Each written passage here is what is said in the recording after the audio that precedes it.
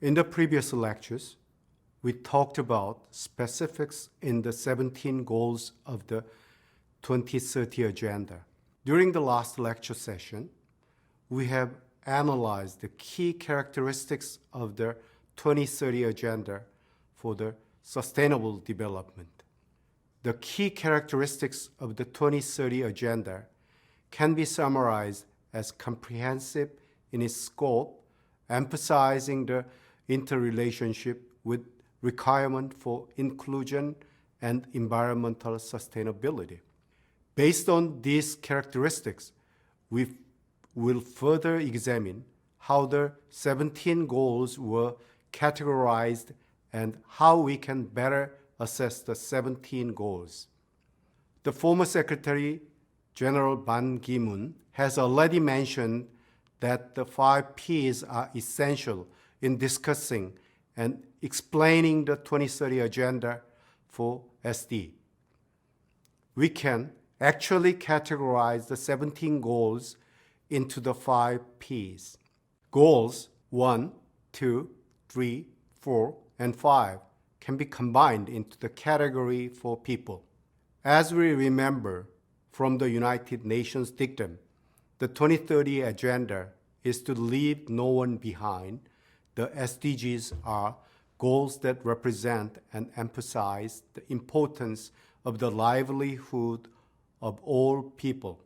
The first 5 goals of the Sustainable Development Goals are designed to provide appropriate target for meeting the fundamental needs of all people around the world.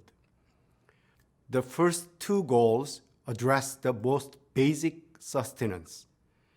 Goals 3 and 4 assert the access to fundamental needs of health, well-being, and education. The next goal puts the focus on one of the key social issues of empowering girls and women around the world by asserting equal opportunity for all women, including jobs, food, and education. The goals 6, 12, 13, 14, and 15 present the challenges that our planet is facing around the world. This is an important underpinning upon which the SDGs were agreed within the international community, because the global community can deeply appreciate the critical importance of saving our planet and how our future depended on transforming our approaches to responding to the climate crisis. Goal 6 ascribes management of water and sanitation for all to ensure access to clean and safe water for all people. As we know, management of water is critical in saving the planet, as all life forms require water in order to survive. In conjunction with Goal 6, Goal 12 assert appropriate and proportionate consumption and production for ensuring sustainable development. Goals 13, 14, 15 directly addresses the significant effort towards protection of our planet. Goal 13 is presented as the precedent that all environmental protection policy and targets start from climate action. Goals 14 and 15 highlights that protection of our ecosystem is crucial for our planet's survival, while reminding us that we must work to achieve these goals systematically and simultaneously. Next categorization moves forward with issues relating to prosperity. It is a reminder that sustainable development goals are not intended to disregard the importance of economic development. In order for the world to live with peace and prosperity, economic development that can attain prosperity is the requisite condition for all people. The intended design objective of the SDGs understand and appreciate the critical importance of the sustainability side to economic development. In all developmental agenda or processes, the attaining energy source and energy utilization are indispensable for achieving the successful outcomes. At the same time, the environmental complications and destruction that can arise from energy utilization must become an important priority for us to manage and resolve to reach sustainable solutions.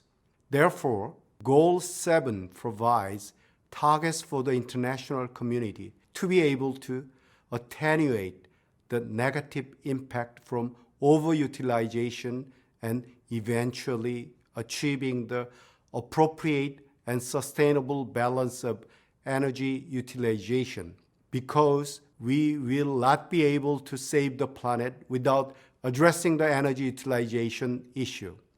Goal 8, 9, 10, 11 speaks to the issues involving fair and just systems, both in public and private communities and national entities.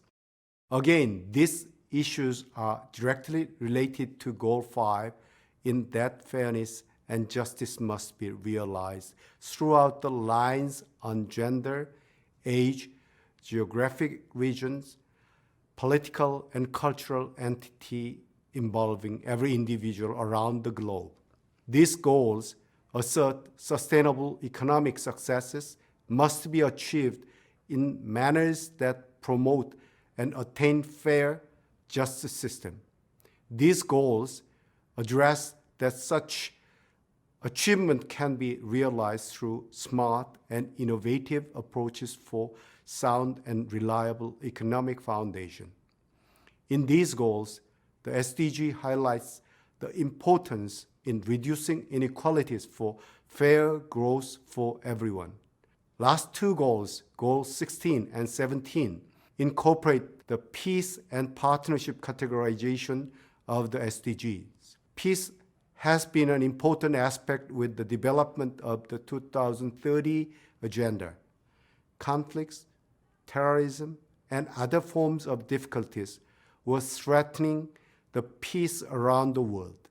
In addition, weak institutions can become the targets from those who threaten peace around the world. Therefore, Goal 16 shows how the international community must come together to promote and protect peace around the world, not with military actions, but preferably through strong institutions of justice. Lastly, Goal 17 represents the partnership for the goals. As we have seen in Goal 8 of the MDGs, partnership constitutes an important factor in all the 17 goals. Although the SDGs were agreed upon by the member states within the United Nations, achieving the SDGs involve all entities in the international community. During this week, we talked about how each of the goals is represented in our 5 Ps: people, planet, prosperity, peace, and partnership. I think we can remember that 5 Ps represent and embody the core priorities of the SDGs.